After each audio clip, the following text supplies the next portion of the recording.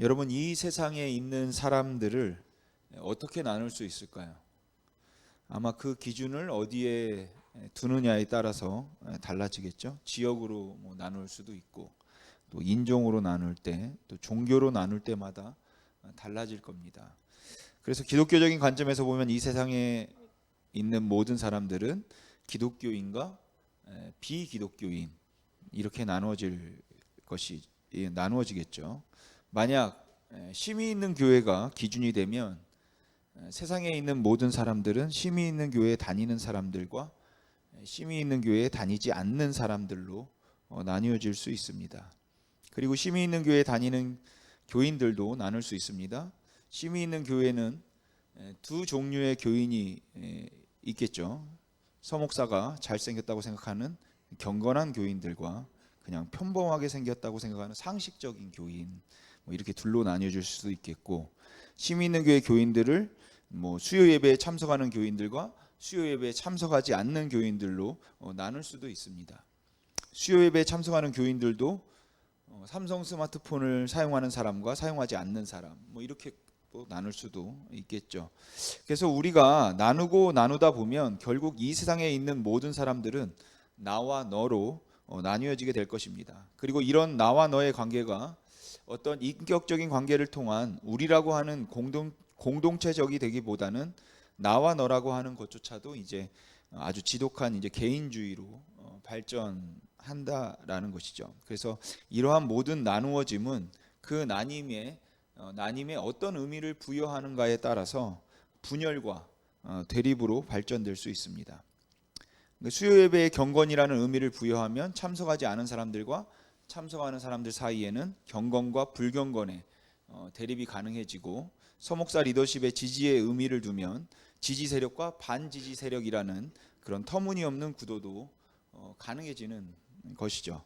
그래서 우리 모두가 함께 어우러져서 함께 가야 하는 그 공동체적인 관점을 견지하지 않는다면 이러한 모든 구별은 결국은 다 분열의 원인이 될 수 있다는 것입니다. 사실 여러분, 내가 하는 일과 내가 하지 않는 일, 또 내가 가진 것과 내가 가지지 않는 것, 내가 속한 곳과 내가 속하지 않은 곳의 구별은 사실 너무도 당연한 것이고 불가피한 것입니다. 그래서 그런 것들이 나쁜 것도 아니고, 그것들이 언제나 분쟁과 또 다툼의 이유가 될 수 있는 것도 아닙니다. 하지만 그럼에도 불구하고 그 분쟁과 다툼은 항상 그러한 구별에서부터 시작한다는 것이죠. 너무 단순화시킨 것 같기는 하지만 공동체적인 관점과 또 개인적인 관점의 차이를 브라이어 우드 교회의 해리 리더 목사는 그의 설교에서 이렇게 이제 표현을 하신 적이 있습니다. 그분이 말하길 교인들 중에는 두 종류의 교인이 있다고 합니다. 하나는 개 같은 교인이고 다른 하나는 고양이 같은 교인입니다. 개 같은 교인 이렇게 말하니까 벌써 어감부터가 굉장히 좋지가 않죠. 그런데 Church members like dog이라고 해서 이것을 번역을 하면은 개 같은 교인이니까 이해하고 들으시기 바랍니다. 그래도 좀 불편하면 강아지 같은 교인이라고 생각하면서 들으십시오. 해리 리더 목사의 말에 의하면 고양이는 그렇게 영광을 받고 싶어 한다고 합니다. 쥐를 잡아도 주인 앞에 그 시체를 전시해 놓고 주인이 자기를 예뻐하고 칭찬해 주기를 기대한다고 해요. 그리고 칭찬해 주지 않고 예뻐해 주지 않으면 아무것도 하지 않으려고 한답니다. 반면에 개는 자기가 한 일을 자랑하는 일이 거의 없다고 합니다. 하던 일이고 해야 하는 일이라면 주인이 보든지 보지 않든지 그냥 열심히 한다고 해요. 개는 무슨 일을 해도 주인을 섬기겠다는 마음으로 하고, 고양이는 무슨 일을 해도 주인에게 사랑을 받고 대접을 받겠다는 마음으로 하기 때문에 개는 주인 중심이고 고양이는 자기 중심이다, 그렇게 이야기를 했습니다. 이 비유를 통해서 해리 리더 목사는 자기가 섬기는 교회의 교인들이 모두 다 개 같은 교인이 되었으면 좋겠다고 했으니까 듣기에는 좀 거북하지만 절대로 나쁜 뜻은 아닙니다. 그의 설교의 요점은 교인들 중에는 이렇게 자기의 영광을 위해서 사는 사람과 하나님의 영광을 위해서 사는 사람으로 나뉘어진다는 말인데, 저는 오늘 본문 말씀에 비추어서 이 하나님의 영광을 위해서 산다는 말은 곧 공동체적인 관점을 가지고 섬기는 것이라는 설명을 결론으로 덧붙여서 말씀드리고 싶습니다. 베드로서는 고난 중에 믿음을 지키며 살아가던 교회 공동체 교인들에게 쓴 편지입니다. 그리고 그런 교인들에게 베드로 사도가 오늘 본문에 권면을 하는데, 이 권면에서 볼 수 있는 아주 명백한 전제가 있습니다. 이 전제는 현대 교회에서는 볼 수 있는 전제를 무색하게 할 만큼 아주 명백한 것입니다. 현대 교회에서 교인들은 섬기는 교인들과 섬김을 받는 교인들로 나누어진다고 볼 수 있습니다. 그런데 베드로서에서 볼 수 있는 교회 공동체에는 이런 구분이 없습니다. 베드로서의 공동체에서는 섬김을 받는 교인이라는 그 말 자체가 이미 모순입니다. 즉 섬김을 받는 교인은 존재할 수 없다고 생각하는 것이 베드로 사도의 명백한 전제라는 것이죠. 약하다고 해서 섬김을 받는 사람이고 강하다고 해서 언제나 섬겨야 하는 사람이 아닙니다. 고난 중에 있기 때문에 섬김을 받아야 하는 것도 아니고 부자니까 섬겨야 하는 위치에 있는 것도 아닙니다. 초신자라고 해서 섬김을 받아야 하는 입장에 있고 또 직분이 있다고 해서 섬겨야 하는 위치에 있는 사람이 아니다라는 것이죠. 물론 모든 사람들이 가지고 있는 부족한 부분들이 서로의 섬김을 통해서 채워져 가야 하는 것은 분명 마땅하겠지만, 그렇다고 자신이 섬김을 받는 위치나 혹은 그러한 신분에 있다고 생각해서는 안 된다는 것이에요. 왜냐하면 그렇게 섬김을 받는 것조차도 또 다른 하나의 겸손한 섬김이 될 정도로 신자들 간의 섬김은 언제나 상호적이고 또 공동체적이기 때문에 그렇습니다. 그러니까 교회 교인들은 섬김을 받는 교인들과 섬기는 교인으로 나누어지는 것이 아니라 다양한 방법으로 서로를 섬기는 그냥 한 공동체인 것이고 한 종류의 사람들일 뿐이라는 것입니다. 베드로 사도는 당시에 많은 환난과 핍박을 받고 힘들어하던 교인들에게 이제 때가 얼마 남지 않았으니까 조금만 참고 기다리라고 권면하면서 환난과 시련 가운데서 사는 하나님의 성도들이 참고 견딘다는 것은 단순히 수동적인 자세가 아님을 강조했습니다. 즉 그 성도들에게 있어서 참고 기다림이라고 하는 것은 아주 적극적인 섬김의 자세라는 그 말을 하고 있는 것입니다. 왜냐하면 심지어 환난 가운데 있는 사람이라 할지라도, 고난 가운데 있는 사람이라 할지라도, 극한 가난에 있는 사람이라 할지라도 그들이 참고 견뎌야 하는 것을 그렇게 참고 견딤으로 선을 행하고 온유하게 행하고 약하고 어려운 사람들, 나보다 더 힘든 사람들을 돌봐줄 수 있는 그런 마음을 가지고 살아가야 하는 것이기 때문에 이것은 소극적인 자세를 의미하는 게 아니라는 것이죠. 그래서 환난 가운데 있어서 힘들다고 선행을 포기하면 안 되고, 나는 섬김을 받아야 마땅한데 왜 다들 나에게 이렇게 무관심하냐고 그렇게 말해서도 안 된다는 것입니다. 심지어는 노예의 신분이 되어서 매를 맞고 핍박을 당하고 환난을 당하고 억울한 일을 당하고 착취를 당하는 한이 있어도 그런 가운데서도 너는 내가 가진 소망의 이유를 묻는 자들에게 대답할 것을 항상 예비하되 온유와 겸손한 마음으로 하라고 베드로 사도가 권하는 것처럼, 우리가 비록 환난 가운데 있다 할지라도 우리는 비참하다고 생각할 것이 아니라 영원한 하나님의 나라를 소망하는 사람답게 이 세상에 있는 사람들을 오히려 우리가 불쌍히 여겨주고 섬겨주고 또한 그들과 함께해야 된다는 것이죠. 그리고 그게 참음이고 그게 기다림이고 그게 이 땅을 살아가는 성도들의 모습이라는 것입니다. 왜냐하면 나만 어렵고 힘든 삶을 살고 있다고 생각할 것이 아니라 형제들은 모두 다 동일한 그러한 고난 가운데 믿음을 지키고 있다고 생각해야 하기 때문에 서로가 서로의 필요를 채워주고 그래서 서로를 섬겨야 함이 마땅하다는 것이죠. 그럼 어떻게 섬겨야 할까요? 우선은 각각 은사를 받은 대로 섬겨라 이렇게 말씀합니다. 은사대로 섬기라고 말하면 여기 계신 분들 중에도 좀 난감한 분들이 계실지 모르겠습니다. 여러분은 여러분이 무슨 은사를 받았는지 아십니까?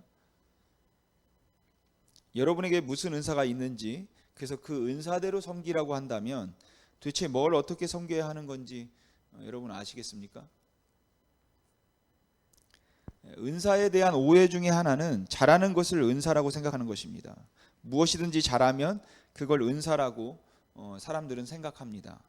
누가 꽃꽂이를 잘하면 꽃꽂이 잘하는 꽃꽂이의 은사가 있다고 말하고, 누가 기계를 잘 고치면 기계를 잘 고치는 은사가 있다고 말을 합니다. 근데 제가 생각하기에는 아주 특별히 탁월한 것이 아니라면 교회에서 필요로 하는 섬김을 위한 대부분의 것들은 재능의 문제, 능력의 문제가 아니라 관심의 문제이고 훈련의 문제입니다. 저도 고치고 만들고 설치하고 꾸미고 하는 웬만한 것들은 연장만 있으면 웬만큼 잘할 수 있습니다. 물론 오랫동안 그 일을 해서 아주 능숙하게 일하는 분들만큼 빨리 하거나 또 깔끔하게 할 수는 없겠지만, 사실 그런 일들은 보통의 지능과 체력을 가진 사람이라면 누구나 할 수 있는 일일 겁니다. 물론 고쳐서 조립해 놓고 나면 뭐 하나가 빠져 있을 때도 있고 작동이 잘 안 될 때도 있곤 하지만, 사실 그건 재주가 없어서가 아니라 너무 덤벙대거나 익숙하지 않아서 이제 그런 거죠.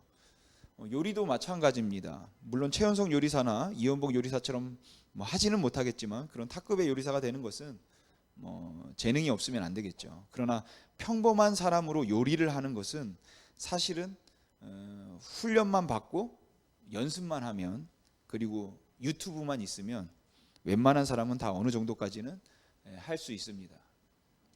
물론 음식을 기가 막히게 맛있게 만들지는 못하겠지만 어느 정도까지는 다 할 수 있죠.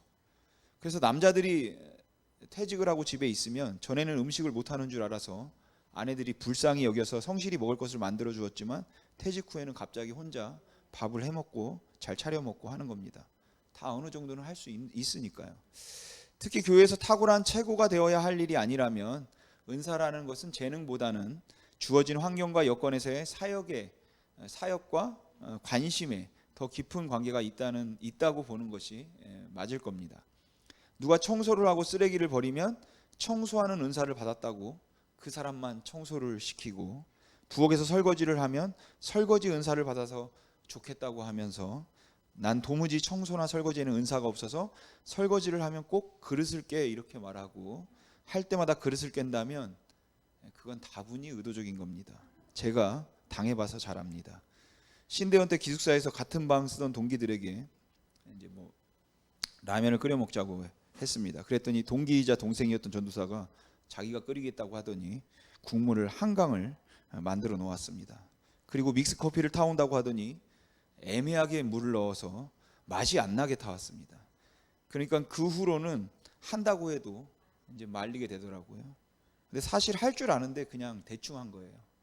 다음에 안 하기 위한 다분히 의도적인 전략이었던 거죠. 여러분이 보시기에 제게는 무슨 은사가 있어 보이십니까? 저는 제가 가르치는 은사가 있다고 생각합니다. 이미 은사는 실력이나 능력을 의미하는 것이 아니라고 말씀드렸기 때문에 저는 자신 있게 제게 가르치는 은사가 있다고 말할 수 있는 거죠. 왜냐하면 제게 가르치는 은사가 있다는 말은 제가 남들보다 잘 가르친다는 말이 아니라 이 일에 대한 관심이 있었는데 설교와 가르침을 통해서 주님의 몸된 공동체를 섬길 수 있는 기회와 여건이 제게 주어졌다는 이제 그런 의미일 뿐이기 때문입니다. 그래서 베드로 사도는 그런 은사의 종류를 일일이 나열하기보다는 크게 두 종류로 나누어서 소개했습니다. 물론 베드로 사도가 이렇게 나눌 때 그가 의미했던 것은 이 세상에는 두 종류의 사람이 있다는 의미에서 이 말을 하는 것은 아니겠죠. 본문 4장 11절에 이렇게 말씀합니다. 만일 누가 말하려면 하나님의 말씀을 하는 것 같이 하고, 누가 봉사하려면 하나님이 공급하시는 힘으로 하는 것 같이 하라. 은사를 크게 말하는 것과 봉사하는 것, 이렇게 구분한 것이죠. 바울이 그의 서신에서 열거했던 가르치는 일, 위로하는 일, 지혜의 은사, 지식의 은사, 예언과 방언의 은사 등을 말하는 것이라고 부르고, 또 섬기는 일, 구제하는 일, 다스리는 일, 긍휼을 베푸는 일, 병고침, 능력 행함 등을 봉사하는 것이라고 그렇게 불렀다고 볼 수도 있을 겁니다. 그러나 저는 베드로 사도가 당신의 은사는 도대체 그 중에 무엇입니까? 라는 그런 질문에 큰 의미를 부여하지 않았다고 생각합니다.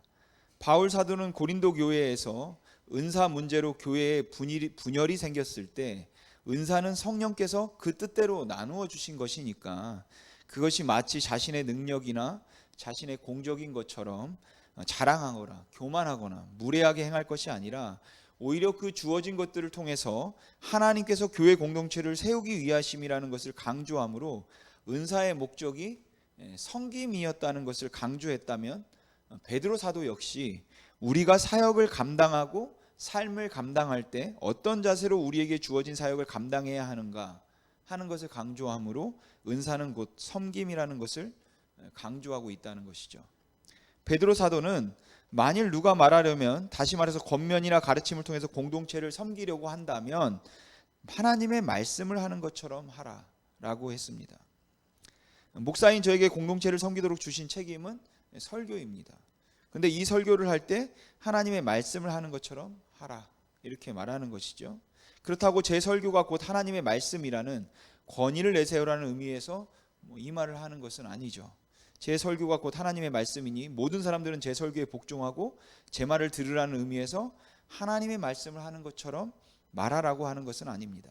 오히려 내 말이 아니라 하나님의 말씀을 하는 것이라면 하나님의 말씀을 전하는 사람처럼 그만큼 진실하고 정직하고 또 신실해야 한다는 의미에서 말하는 것이지, 목사가 하는 설교는 이것은 하나님의 말씀이기 때문에 절대적 권위가 있다는 의미에서 베드로 사도가 이 말을 하는 것은 아니라는 것이죠.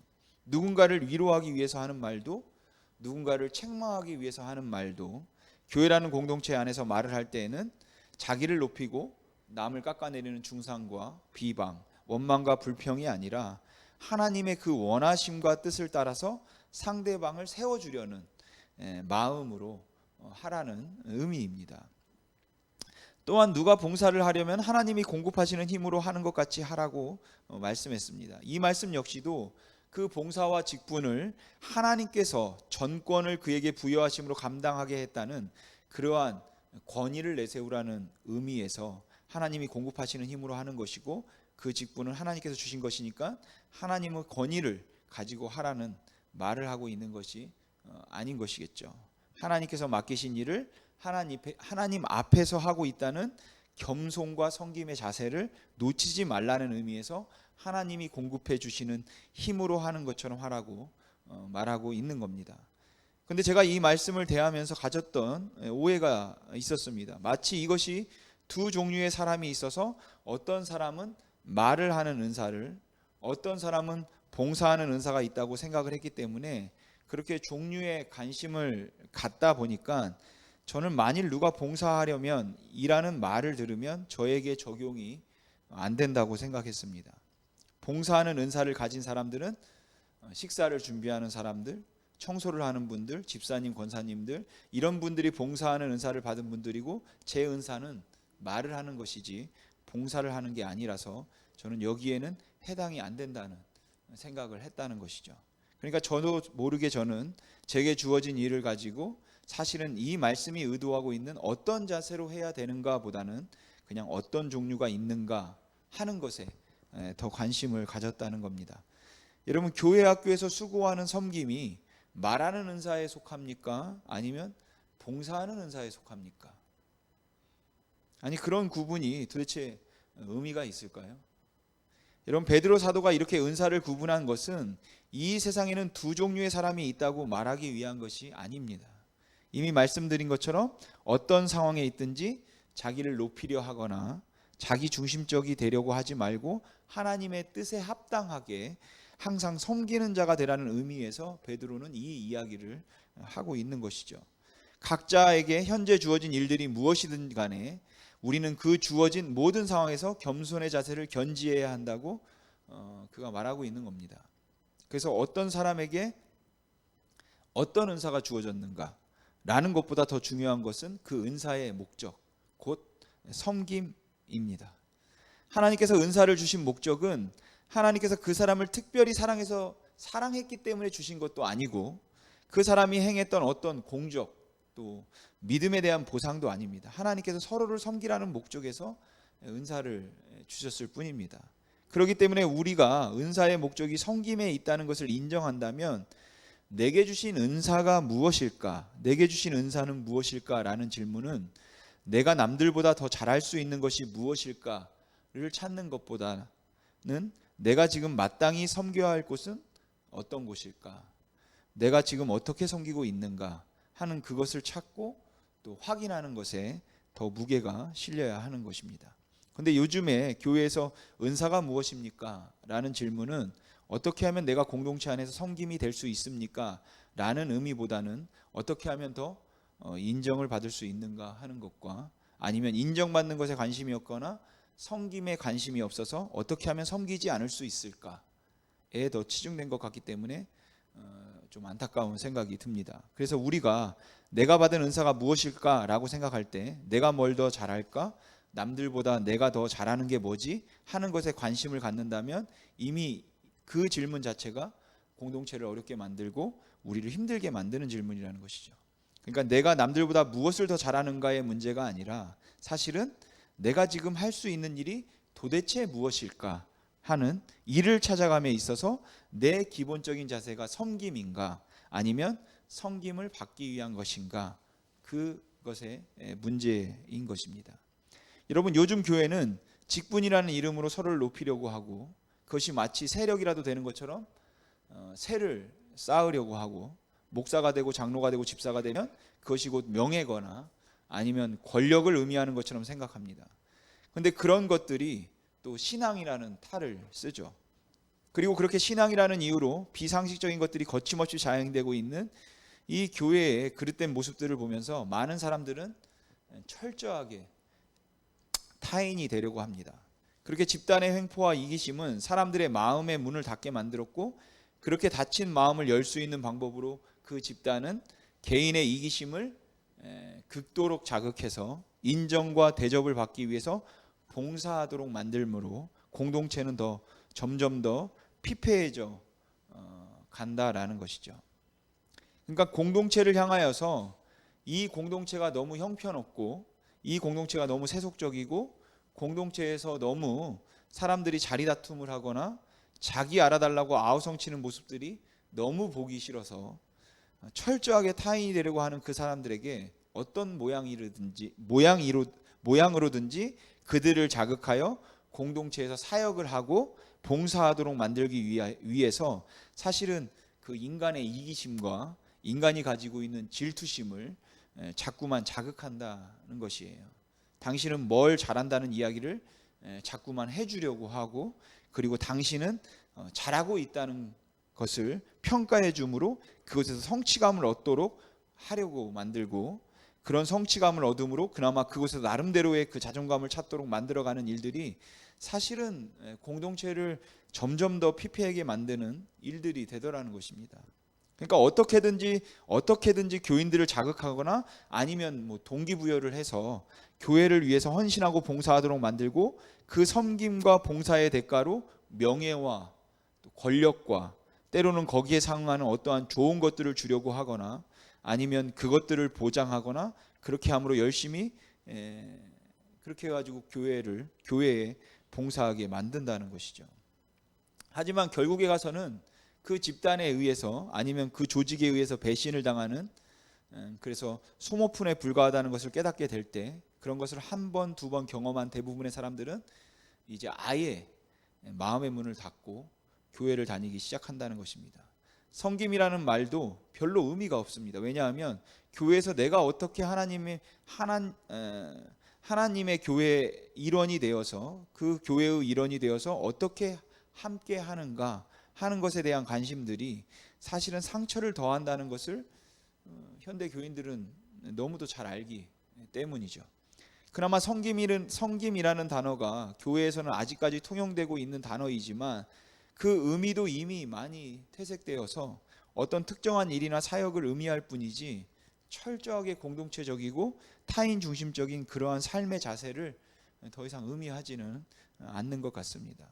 그런데 베드로 사도는 그 고난 중에 믿음을 지키며 살려는 공동체를 향해서, 목숨을 위협받고 있는 그러한 공동체를 향해서 당장의 생계를 유지하기에도 급급할 수 있는 성도들에게 아주 차갑고 또 준엄할 만큼 냉정하게 다른 그리스도인들도 동일하게 받는 이 연단을 위한 고난을 이상하게 여기지 말고 오히려 공동체적 소망과 사명을 놓치지 말라, 이렇게 권하고 있다라는 것이죠.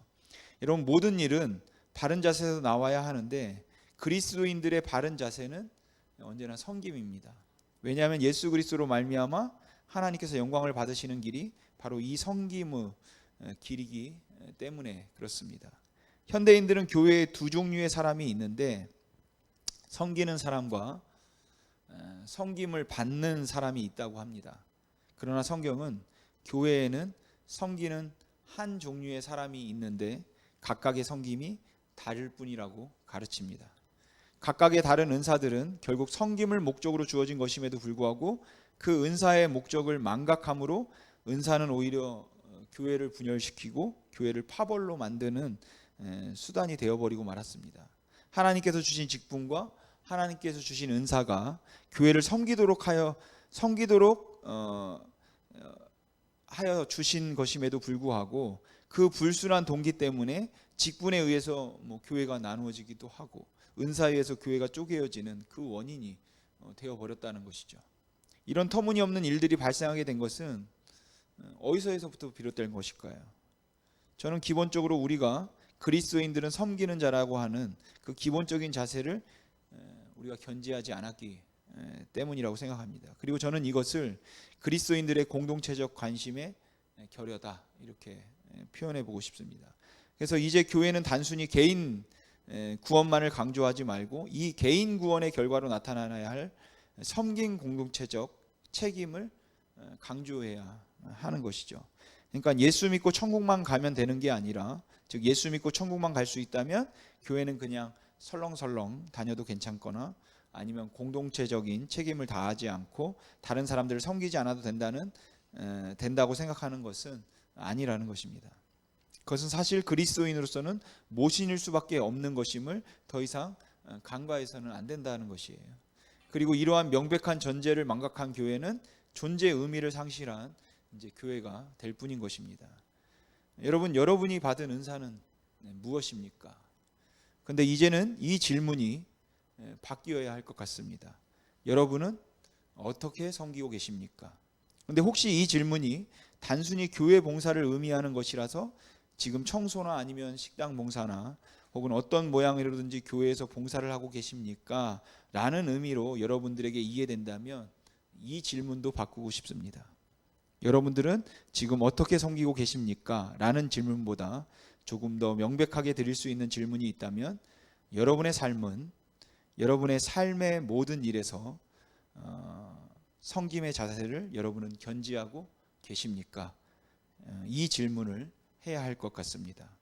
하나님께서 내게 주신 재물과 하나님께서 내게 주신 재능과 하나님께서 내게 허락하신 그 모든 기회들 가운데 이것들이 섬김을 받기 위함이 아니라 하나님께서 섬기도록 주신 것이라면 여러분의 생각은 항상 나와 너가 아니라 우리라고 하는 그 공동체적인 관점에서 여러분들은 그 섬김의 자세를 견지하고 계십니까? 라는 질문으로 바뀌어야 할 것 같습니다.